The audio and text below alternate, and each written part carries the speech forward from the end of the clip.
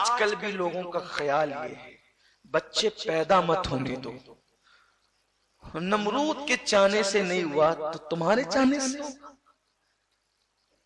بچے پیدا مت ہونے دو، لگاؤ کسی بھی طرح سے پابندیاں۔ اللہ نے جس کی پیدائش لکھ دی ہے وہ تمہارے گھر میں بھی پیدا ہو کے رہے گا، وہ تمہاری نگاہوں میں بھی پیدا ہو کر کے رہے گا۔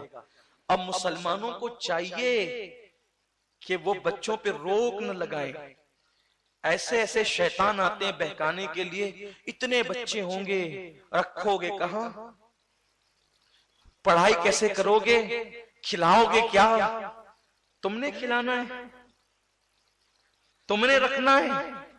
جس خدا نے اتنی بڑی زمین بنائی ہے کس کے لیے بنائی؟ جناتوں کے لیے تو نہیں، انسانوں کے لیے بنائی، اور ہم پیدا ہوئے اللہ نے ہمارے لیے انتظام کر دیا تو ان کے لیے نہ کرے گا؟ ارے بچہ پیدا ہونے کے بعد گھر میں رہتا ہے نا، پیدا ہونے سے پہلے تو وہ ماں کے پیٹ میں رہتا ہے۔ بتاؤ ماں کے پیٹ میں رکھنا کیا انسان کے بس کی بات ہے؟ تو جو خدا ماں کے اتنے سے پیٹ میں ایک بچے کے لیے جگہ بنا دیتا ہے تو کیا وہ زمین کے اوپر بچے کے لیے جگہ نہیں بنائے گا؟ کہاں اتنا بڑا بچہ، اتنا سا ماں کا پیٹ، ارے بچہ جب دنیا میں آتا ہے تو کیا یقین بھی ہوتا ہے کہ یہ پیٹ سے آیا ہے؟ کبھی بچہ بھی تو دیکھو، 10 منٹ کا بچہ دیکھو اور پیٹ پہ غور کرو کہ اتنے سے پیٹ میں اتنا بڑا بچہ کیسے رہتا ہے۔ یہ میرے اللہ کی قدرت ہے، وہ رکھتا کیسے، اور ذرا جیسے رہتا ہے ذرا ویسے بچے کو کر کے دیکھو، زندہ نہ رہے۔ ماں کے پیٹ میں بچہ یوں حالت سجدہ میں رہتا ہے، سارے اعضاء کو موڑ کے سجدے میں رہتا ہے۔ ذرا بچے کو 2 منٹ سجدے میں رکھ کے دیکھو پھر کیا حال ہوگا۔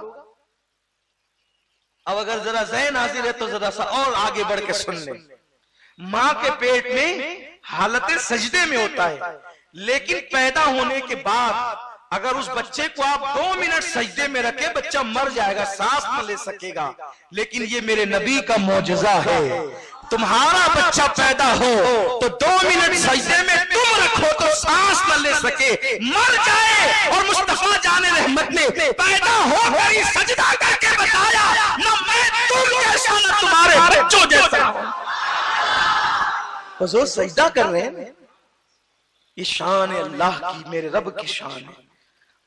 حضور کا پہلا معجزہ یہ ہے کہ حضور علیہ السلام نے زمین پہ آ کے بچے کو رکھو گے نا سجدے میں تو اس کی ناک دب جائے گی، سانس نہیں لے گا، وہ مر جائے گا۔